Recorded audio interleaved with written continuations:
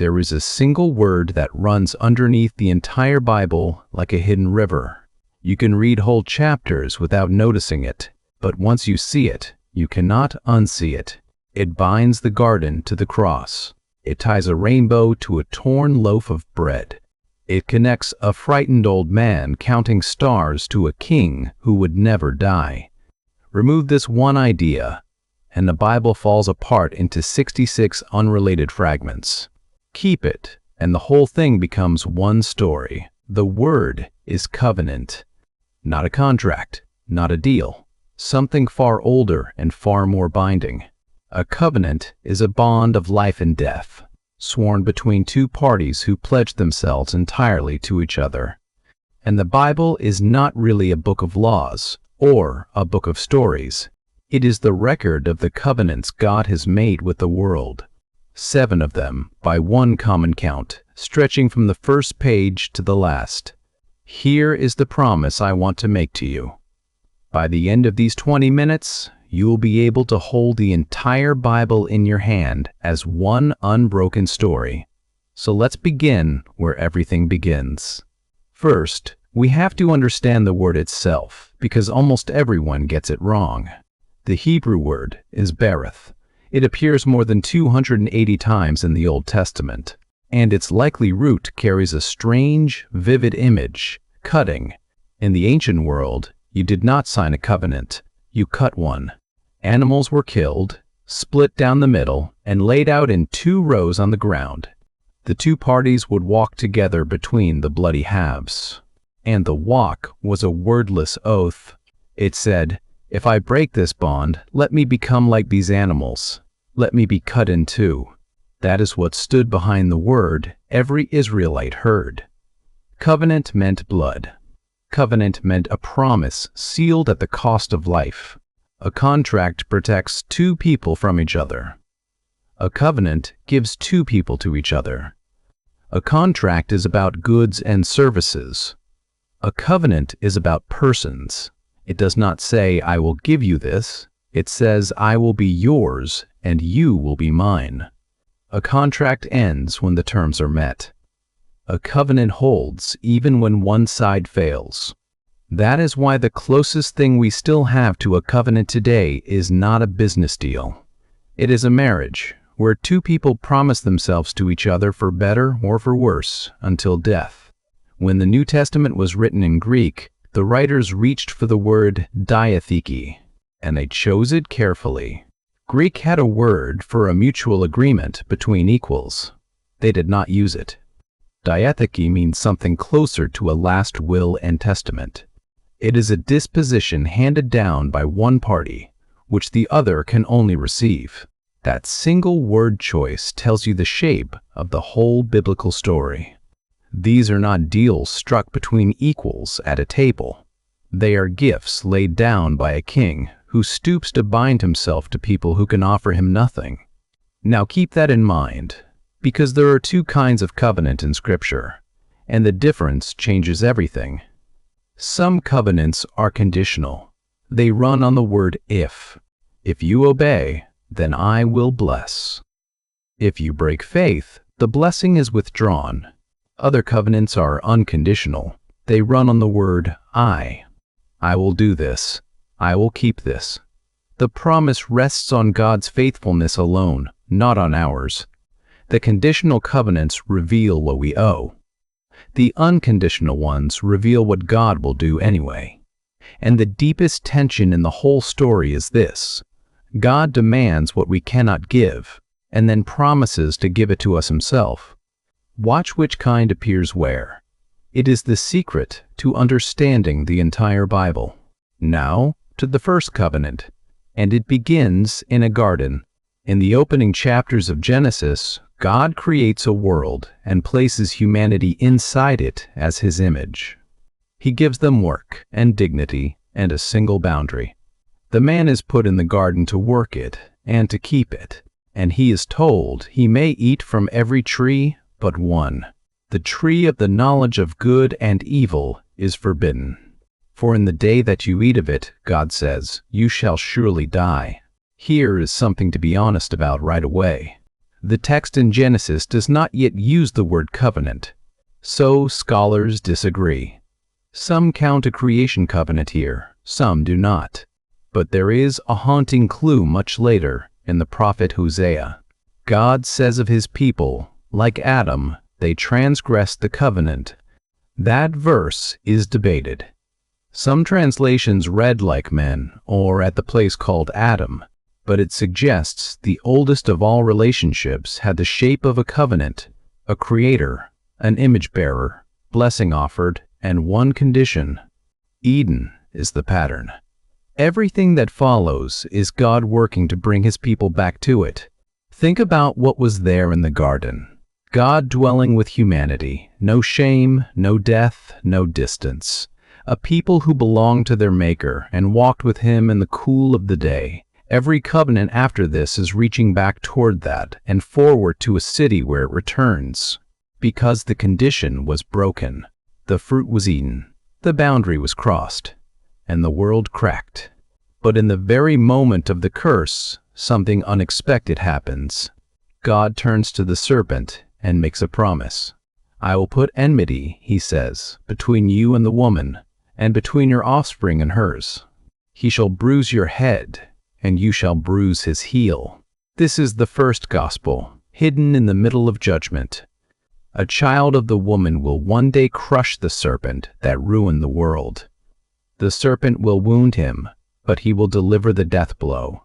Some call this the Adamic covenant, God's first promise to a fallen race. And from this moment, the entire Bible becomes a search. Who is the offspring? Who is the one who will crush the serpent's head? Every covenant that follows narrows the answer. Generations pass. The world grows so violent that God sends a flood and starts again with one family.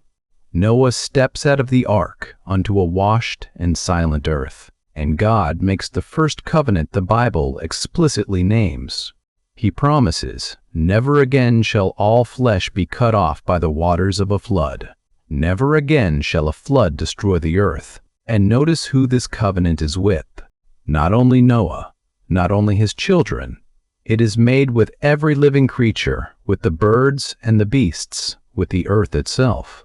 This is the widest covenant in the Bible. It holds up the sky over every person who has ever lived. Every sunrise that has ever come is a kept promise.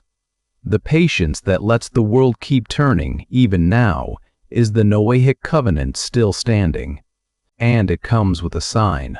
I have set my bow in the cloud, God says, and it shall be a sign of the covenant. The rainbow, a warrior's bow hung up in the sky, pointed away from the earth. The weapon of judgment, laid down. And every covenant from here will carry a sign you can see. Notice too, God promises this with no conditions. He asks Noah for nothing in return. The flood ends, but the human heart is unchanged. So God's plan narrows again to a single man. His name is Abram, and he is old and childless and living far from home. And God speaks to him with a string of staggering promises. Go from your country, God says, to a land that I will show you. I will make of you a great nation. I will bless you. I will make your name great. And then the line that reaches all the way to you. In you all the families of the earth shall be blessed. 3 promises are taking shape here. A land, a people, an offspring, and a blessing that will spill out to the entire world. But Abram is old, and he has no son. How can any of this be true? So God takes him outside, into the night. Look toward heaven, he says. Number the stars, if you are able to number them. So shall your offspring be. And Abram believed the Lord, and it was counted to him as righteousness. Then comes one of the strangest and most important scenes in all of Scripture. Abram asks how he can be sure, and God tells him to cut a covenant. A heifer, a goat, a ram, a dove, a young pigeon. Cut in half, the pieces laid out in 2 rows. This is the ancient ceremony. Now the 2 parties should walk between the pieces, swearing the oath of blood. But God puts Abram into a deep sleep, and in the darkness, a smoking firepot and a flaming torch pass between the pieces. Alone. Do you see what happened? God walked the path of blood by himself. He took the entire oath onto his own shoulders. He swore, in effect, if this covenant is broken, let me be torn apart. Abram brought nothing to that path but his sleep. The covenant did not depend on his courage, or his goodness, or his strength. It depended only on the God who passed through the dark alone. This is grace, 1800 years before the Word. The land grant is sealed, from the river of Egypt to the great river, the Euphrates, and it rests on God alone. Years later, God renews and deepens this bond, and gives it a sign cut into the flesh. He changes the man's name from Abram to Abraham, father of a multitude. He calls it an everlasting covenant, and gives the land of Canaan as an everlasting possession. And the sign is circumcision. Every male among you shall be circumcised, a mark in the body carried for life, saying, I belong to the God who keeps his promises. The family of Abraham becomes a nation, and that nation ends up enslaved in Egypt, crying out for rescue. God hears them and brings them out through the sea with a mighty hand. He leads them to a mountain wrapped in fire and smoke, Mount Sinai, and there he offers them a covenant unlike the ones before. If you will indeed obey my voice and keep my covenant, he says, you shall be my treasured possession. You shall be to me a kingdom of priests and a holy nation. Listen to that first word, if. This is a conditional covenant. The blessing now depends on obedience. And the people answered together, all that the Lord has spoken, we will do. God gives them the law, beginning with 10 words carved in stone, a whole way of life for a holy people. And like every covenant, it is sealed in blood. Moses takes the blood of sacrifices and throws it over the people and says, behold the blood of the covenant that the Lord has made with you. Remember those exact words. Behold the blood of the covenant. We will hear them again in an upper room on the night before a cross. The sign of this covenant is the Sabbath, the day of rest, a weekly reminder that Israel belongs to God. But here is the tragedy written into the Sinai covenant. It depended on the people keeping their word, and they could not. The law was holy, but it could not make the heart holy. It could show the disease. It could not cure it. A mirror can show you the dirt on your face. It cannot wash it off. The law was a perfect mirror, and Israel kept turning away from what it showed them. This is why the Sinai covenant was never the end of the story. It was meant to make a people ache for something better, to teach them, generation after generation, that they needed a covenant that could do what this one could not, change them from the inside. So the great question still hangs in the air. The offspring who would crush the serpent has not yet come. The plan narrows once more to a shepherd boy who became a king. His name is David, and he wants to build a house, a temple, for God. But God turns the offer around. You will not build me a house, he says. I will build you one. I will raise up your offspring after you, and I will establish the throne of his kingdom forever. I will be to him a father, and he shall be to me a son. And your house and your kingdom shall be made sure forever. Your throne shall be established forever. This is the Davidic covenant. And it adds a crown to the promise. The offspring of the woman, the offspring of Abraham, will also be a king from the line of David, on a throne that never ends. Watch how the promise has been sharpening. First, simply a child of the woman. Then a child of Abraham. Now, a child of David. The Bible is slowly drawing a portrait, century by century, of a single person who has not yet arrived. The picture is almost complete. Almost. Because David's kingdom split and fell. His sons failed. The throne sat empty. The nation was carried off into exile. Every covenant seems to be hanging by a thread, waiting on a faithfulness no human could provide.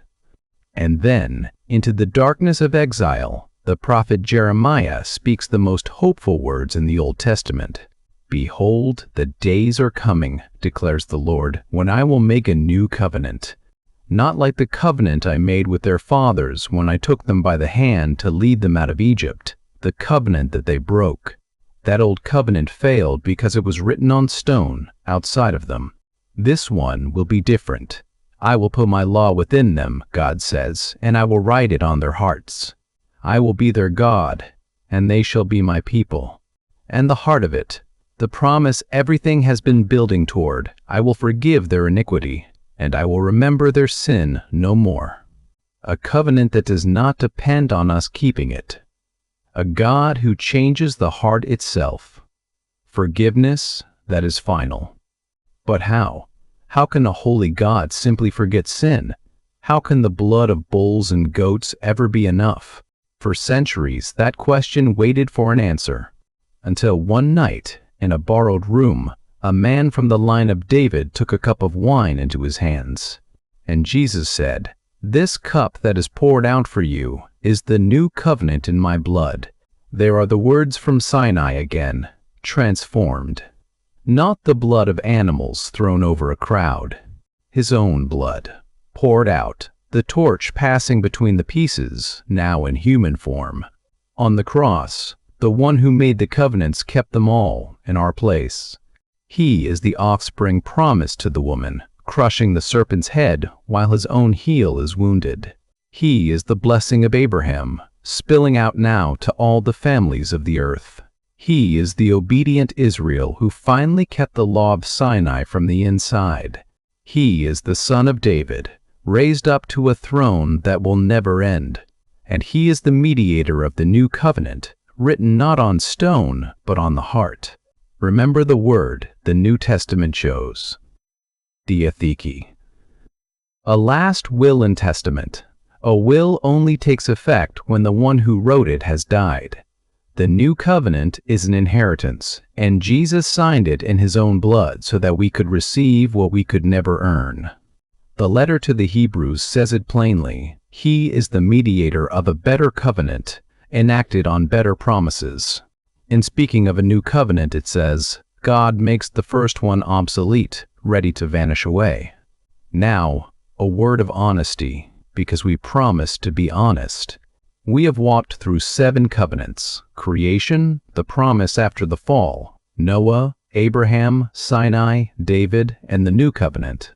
But not everyone counts 7. Some scholars count 5, naming only the ones the text explicitly calls covenants. Others count 8. The number is a matter of careful reading, not a fixed list handed down in Scripture. What is not in doubt is the shape. Each covenant adds something the last one was missing and points beyond itself. Creation gave the pattern. Adam gave the promise. Noah preserved the world for it. Abraham named the family. Sinai shaped the nation. David promised the king.